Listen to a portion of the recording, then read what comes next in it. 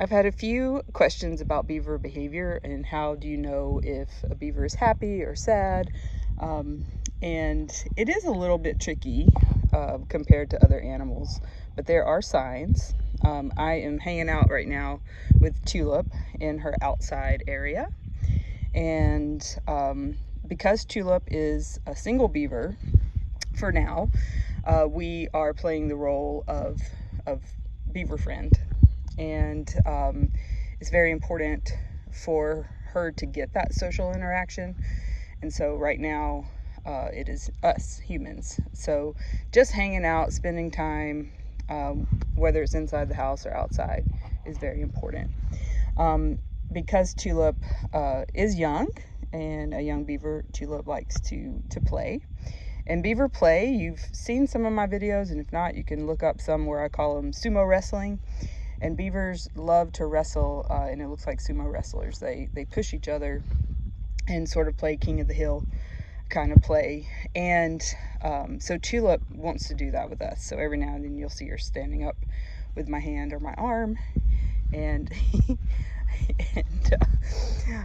that's that. And then this behavior right here is also a play behavior where they do awkwardly roll onto their backs for stomach and belly rubs. It's very awkward and strange looking, but it's something that they do as far as a sign of trust, where they want to play, they want to wrestle, they want to roll over, and that's a very comfortable beaver that wants to do that. So because Tulip has not had another beaver to sort of teach her when it's too much when it comes to those sharp teeth, in her play, sometimes she tends to bite down a little bit.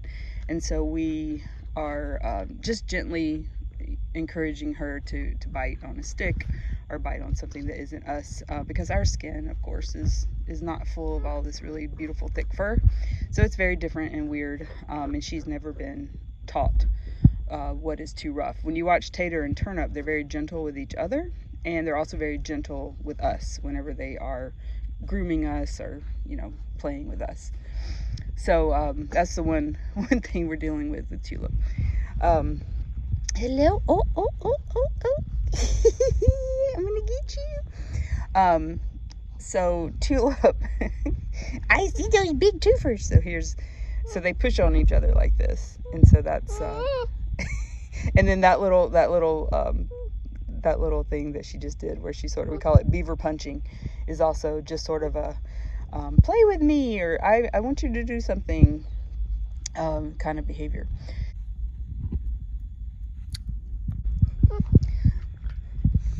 Another question that's come up is about the toys.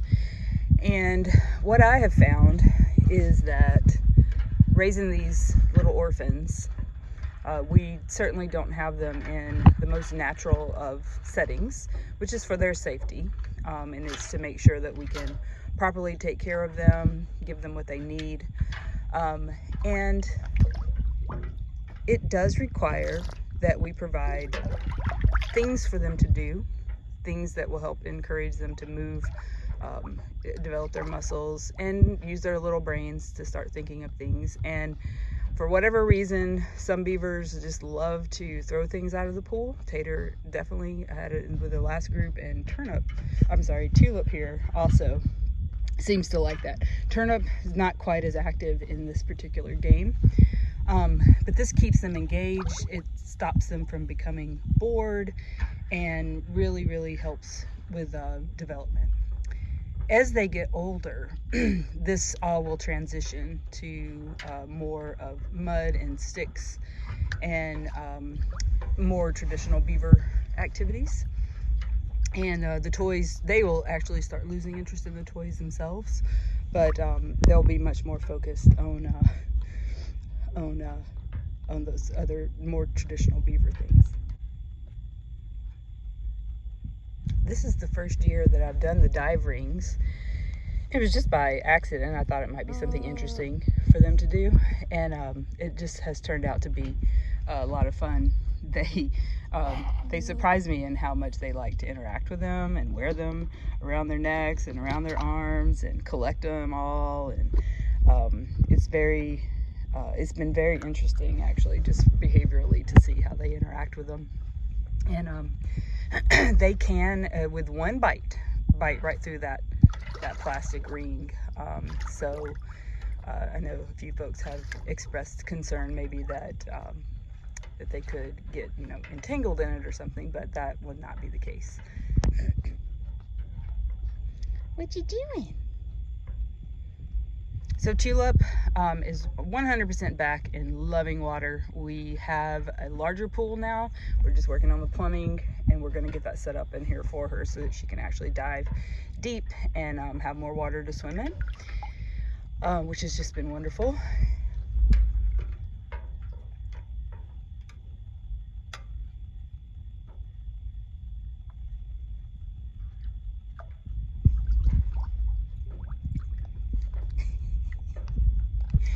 You are too much. A few folks have also asked, what in the world's going to happen with Tulip? First of all, it's just a miracle that she's still here with us. I am just so in awe of this animal and how tough she is, and everything that she's overcome, and she's just amazing. We still have quite a road in front of us as far as knowing exactly what's going to happen with her. We do keep beavers in rehab for 2 years, and so we've had her for now, she's about 9 months old. So we still have some time to see exactly, if she's going to, develop and grow and not continue to have any of the immune issues and things like that. We're just taking it really slow, and we have that ability, which is great.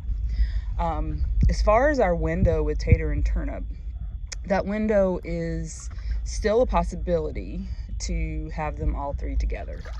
So I'm definitely not saying that that's not going to happen, but we have to be very careful because Tater and Turnip are incredibly bonded, and they are twice as big as Tulip. And so that dynamic of introducing Tulip would alter the Tater and Turnip dynamic, and also potentially put Tulip at risk as far as injury. And she's still not quite hardy enough to handle pushing around those bigger beavers. So I'm not saying it's not going to happen, but we have to take it slow, and we can't rush it.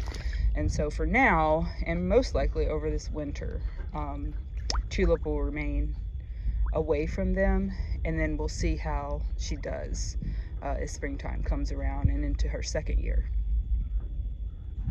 Today's Tater and Turnip home design, we have some interesting ideas. It looks like the rings, Turnip's favorite green bunny, the orange ring, again, I think that's the second time it's made an appearance, and then these new dog toys, green duck and yellow duck, also made the list with some sticks. Nice clean house with fresh shavings. Hello, what are you doing? What are you doing? So if a beaver does not like something, they will leave the situation. So if you have a beaver climbing up on your leg and wanting to hang out, that means they want to be here. If they don't want to be here, they will leave. And so that's step one as far as understanding what they're looking for. And so especially Tater seems to like a good wrestle with Mom.